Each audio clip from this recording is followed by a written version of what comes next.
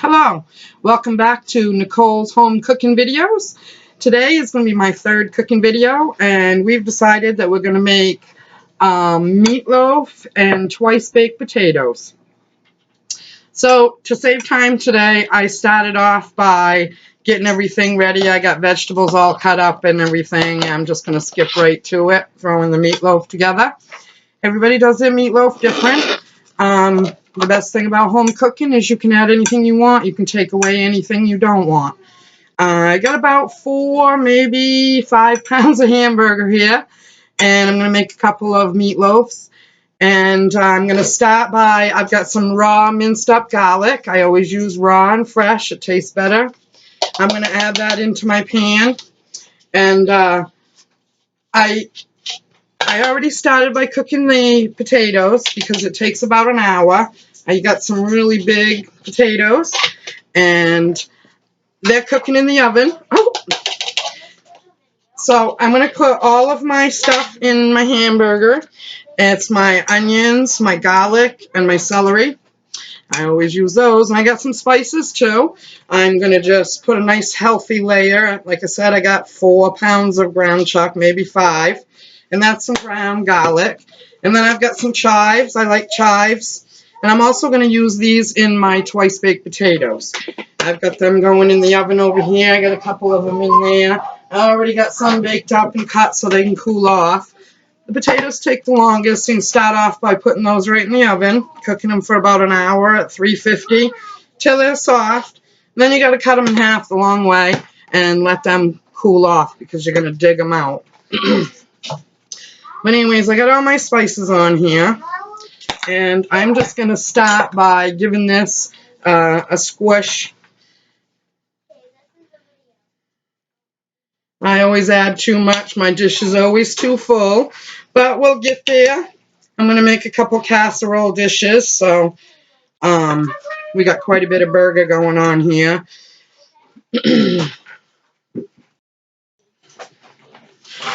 All right, I got quite a bit of hamburger here, so I'm just going to transfer this right over to a big pan so that I can mix it a little easier. So I still have to add my raw eggs to this, and my Worcestershire sauce, and some breadcrumbs.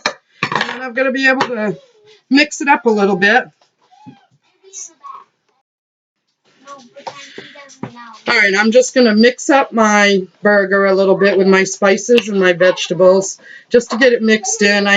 I had too much for the bowl, so I had to switch it over to a bigger dish. But I'm gonna put my raw eggs in now, and since I got like 4 pounds of burger, I put 3 eggs in there. I have some Worcestershire sauce, and I'm gonna add that to it. Adds a little bit of salt, and it adds some flavor. It also tenderizes it, but I'm using some panko seasoned breadcrumbs. Doesn't matter what you use. You can use cracker crumbs. You can use breadcrumbs. You can use just about anything. I'm trying something different. They look pretty cool.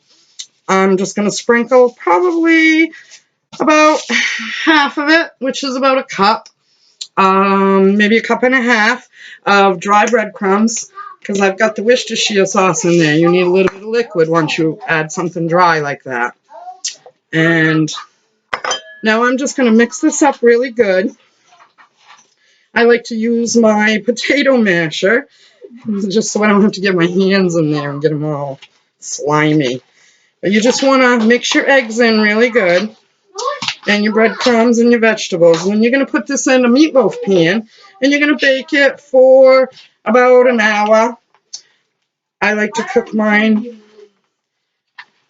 for about an hour and 15 minutes. Depends on how thick you make it, how many dishes you have in your oven. If you got more dishes in there, you might have to cook it a few more minutes. I'm used to cooking large amounts. So I'm going to finish up. All right, now this is all mixed up really well, so we're going to start loafing it up and getting it into my loaf pan. All right, I'm just going to grab a spoon here, and I'm going to start loafing up this meatloaf. I'm going to get it in the pan, and then we're going to get it right in the oven And then we're going to start working on our twice baked potatoes, which I've already baked, and they're cooling off. I'm just going to fill this up, squish it in here real good. Doesn't matter how thick your meatloaf is. So I'm just going to fill up these casserole dishes. I've got about 4 pounds of hamburger here. So it's going to be a couple casserole dishes. And I'm just going to push it in here and get it cooking. Trying to, get a girlfriend.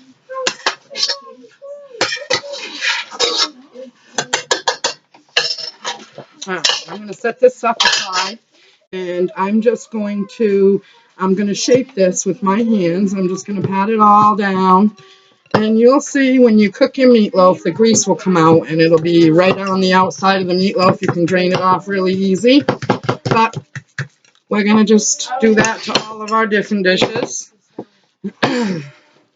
Make sure they're packed together really good. And you can top your meatloaf with bacon, shredded cheese, ketchup, gravy, and do anything you want. I don't put anything on top of mine. I put a bunch of stuff in it. And then you can put your ketchup on your own plate, whatever you want to do. I'm just going to flatten it out. Flatten it out really well, and then we're going to come over here to the stove and we're going to put it in the oven. Alright, so now I've already baked some potatoes. I've got a few in here. And I'm just going to swap them out and put my meatloaf in there. I'm going to get that cooking while I work on my twice baked potatoes, which have already been baked once. So we're going to put that in there. We're going to cook the meatloaf for about an hour. And I've already got some potatoes that I've already baked and cut in half and cooled off. And we're going to scoop those. But first, I'm going to show you how we prepared the potatoes. We bake them and then we cut them in half the long way. I picked out some really nice big potatoes from the grocery store. You can use any kind of potato you want. Alright, so I got my potatoes here, and I'm just going to scoop them into a dish so that I'm going to mash them up. I'm going to add some milk, some butter, and some cheese. I'm going to give them a whipping. And there's my bowl right there. Awesome. So anyways, we're just going to go along and we're going to scoop a little bit. And of course, I'm going to make a mess. Anyways, you don't want to take all the way to the skin. You just want to take the center. Just because you're going to put them back in there and you're going to bake them and you don't want your potato skin to fall apart. So just kind of take the center out of all your potatoes. Gives you a nice area to restuff the potatoes and the cheese. And it takes a few minutes, but it's alright. I'm just going to finish scooping these out, and then we're going to mash the filling up, and then we're going to whip it with a blender, and we're going to whip it up really good before we add it back to the skins. Now, after I finish scooping, making a mess all over the meat board, we're going to put them over here in the cookie sheet. We already scooped quite a few. We're making a very large amount. So my assistant has helped me in advance prepare a few. But we just put them on the cookie sheet because we're going to end up stuffing them and baking them again. Alright, so now we got all of our potatoes hollowed out and we got our filling put in a big bowl. And I've already started to mash it up a little bit. And if your potatoes are cold, which you want to let them cool off so you can scoop them easily, but don't let them get too cold. And I just microwaved it a little bit to warm it up. It makes it easier to mix it up. So these have already been baked once. And take them out of the skins. We're just going to set our potatoes aside because we're going to get those in a second. And we're going to stuff this filling back in them. Just going to put those over there. Now, I usually use margarine, I usually use butter, but I'm using margarine today. And I put a whole stick in there because I have about 4 pounds of potatoes I did. And I'm going to add about a cup of milk, and just any kind of milk, condensed milk, it doesn't matter what you have. I've got some chives, some dried chives. If you have fresh ones, they're really good too. But I'm just going to put probably 1, 2, 3 tablespoons, maybe a little more, in there. And the best thing about home cooking is you can put any amount you want in there. I love the chives. I'm going to put some garlic powder in there too, some granulated garlic, just to give it a little bit of flavor.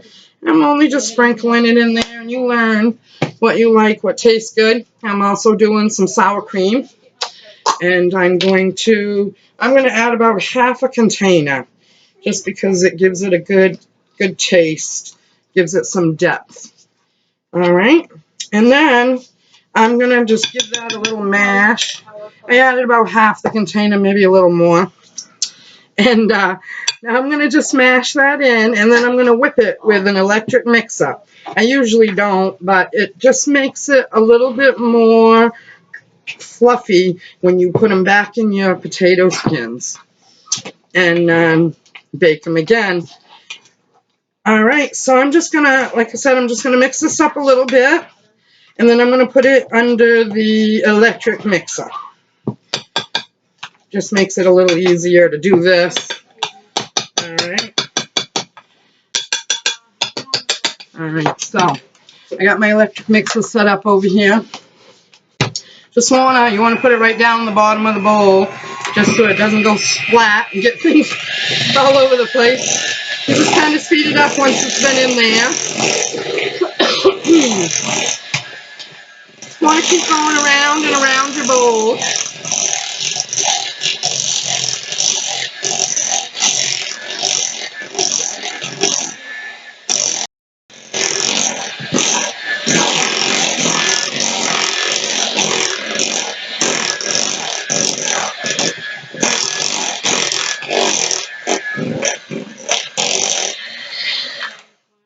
All right, so now I've whipped it up really good, and a taste test told me I needed to add a little salt to it.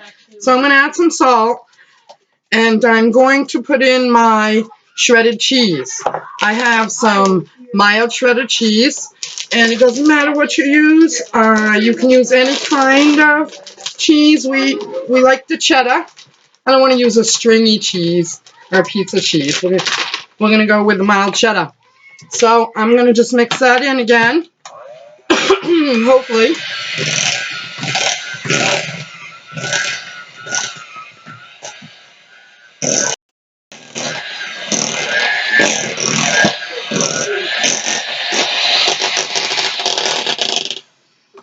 All right, after you've mixed that really well, you want to whip it really good.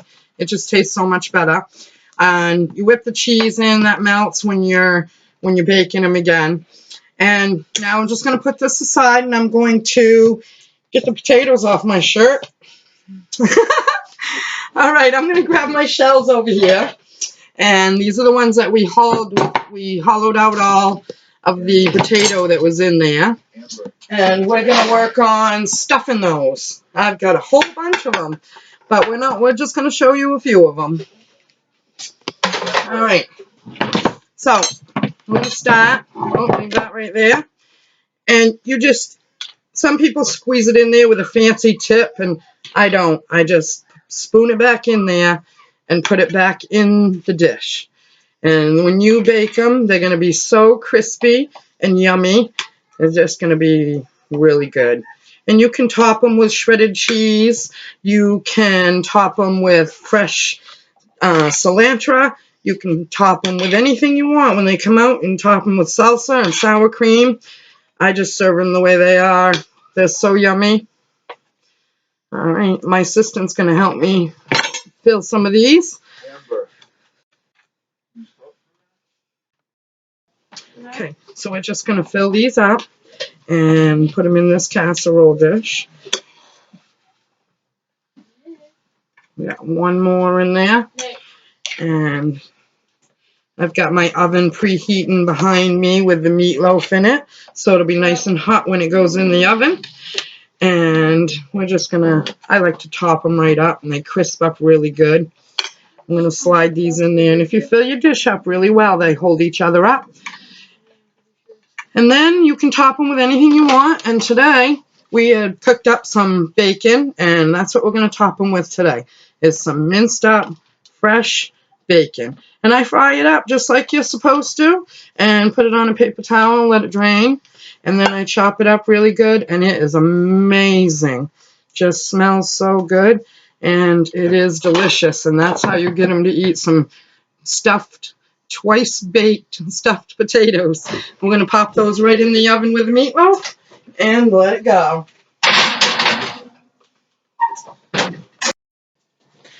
All right, we've had our oven on 350 for about an hour, and I'm going to check on my meatloaf. I think it's just about done. I've got a small meatloaf right there, and I think that's done. And I think I've got the first dish of twice baked potatoes right here, and I think that one's done. I'm just gonna, I made a whole bunch of other stuff too, so I'm just gonna check on that. I've got another small meatloaf over here, and that's definitely done. I got another one right here that's a little bit deeper. We're gonna put that right over here. And I have another big cookie sheet full of twice baked potatoes. I don't think it's quite done yet. I'm going to move it up there and I'm going to let it sit in the hot oven for a few more minutes. But I've got 1, 2, 3 dishes of meatloaf. Of course, I made a lot of it. And then I've got one big dish of twice baked potatoes with bacon on them. And they smell amazing. Okay. All right, so we're going to start off with some steamed asparagus on the plate, just like that. All right, and then I'm going to serve up one of these twice baked potatoes with bacon bits on top.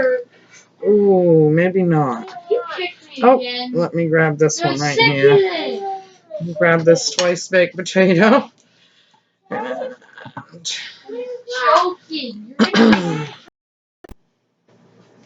All right, we're going to put another one over here. We'll put 2 of them right over here. And then we're going to cut the meatloaf. And it doesn't matter if you make it in a baking pan, usually a loaf pan. Doesn't matter. I use my casserole dishes, any size, any shape. And just cut yourself up some meatloaf. And we'll just put that over here too. And there you go. There is a good home-cooked meal with asparagus, meatloaf, and twice baked potatoes. And it is so good. So there you go. You can join us next week for another home-cooked meal. Nicole's Home Cooking. I'm going to have another video on. Thank you.